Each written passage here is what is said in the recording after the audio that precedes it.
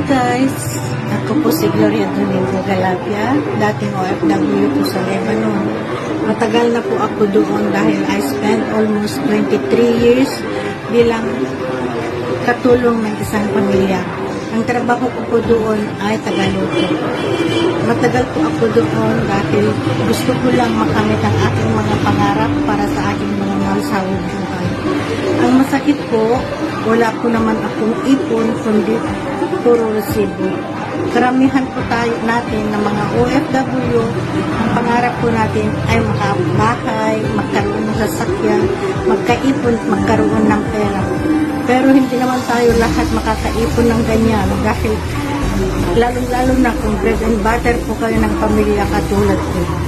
Isang araw po, nag-scroll po ako sa Facebook ko, ay nakita po akong ads na nagsabi, kumita gamit ang cellphone.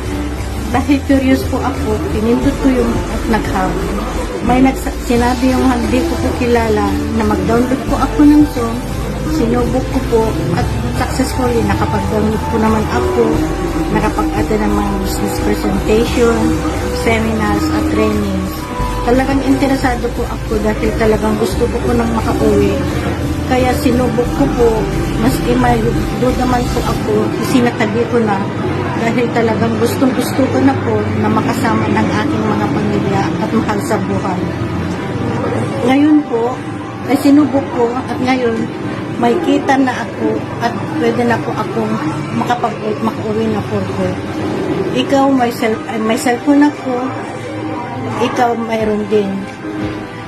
Dati nag-i-scroll po ako, naglalaro at nagnunood ng mga teleserye.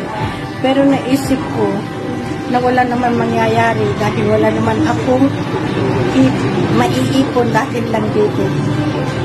Kaya ipon gamit ng cellphone or pwede kang magka-business gamit lang ang cellphone. Sayang lang oras ko kaya ginawa ko na lang ang business na ito. Nag-ipon 2 to 3 hours a day lang at ngayon nakauwi na ako for good. Isa na po ako sa mga marami nang natulungan sa business na ito. Kagaya mo rin ako dati. Nakita ko lang ang ads na ito habang nag-i-scroll. Buti na lang hindi ko binaliwala.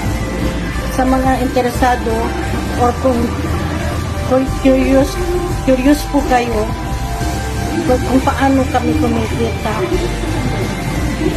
mag-comment lang po kayo sa baba ng video na ito or mag-message kayo or click at mag-message po kayo dito. Talagang masarap po ang buhay ng makauwi na for good. Walang kasing sarap, walang kasing ganda. Nakasama mo na ang iyong mga pamilya, lalong-lalo na yung mga anak mo. Kayong mga may anak, huwag nyo nang patagalin. Kung masarap nakasama ng mga anak, ikaw ang magsilbi sa kanila.